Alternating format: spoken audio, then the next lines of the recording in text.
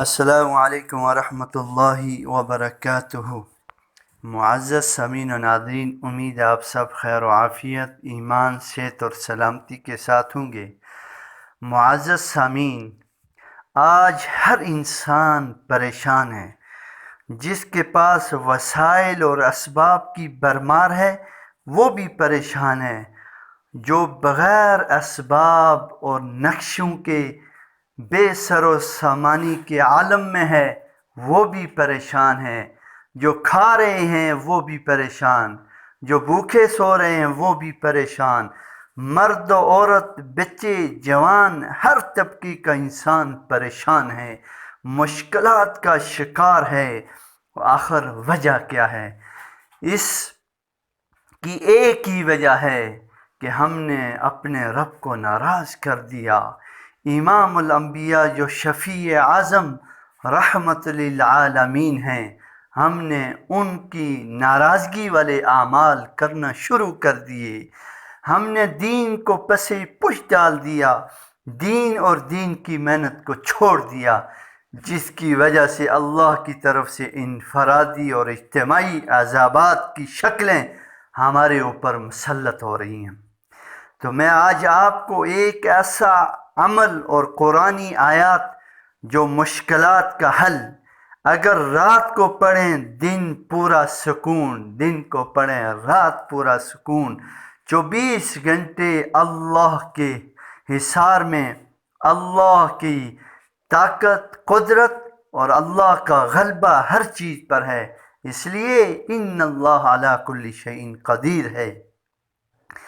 میں جو آیت آپ کو بتلانا چاہتا ہوں وہ قرآنی آیت ہے، وہ قرآن ہے۔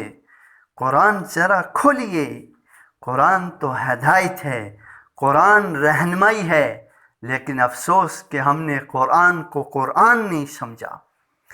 یہ جو آیت آپ سکرین پر دیکھ رہے ہیں، 3 دفعہ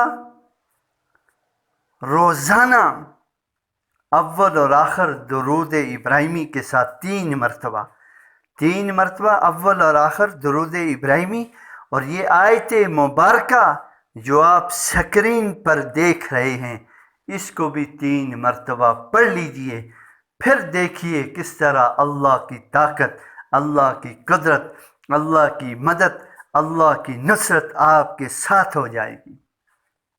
تو معزز سامعین و ناظرین، اور خصوصاً ہماری مائیں، بہنیں، بیٹیاں جو آئے دن یہ مسائل، پریشانیوں کے حوالے سے پوچھا کرتی ہیں، اس آیات کو اپنی زندگی کا محور بنا دیں۔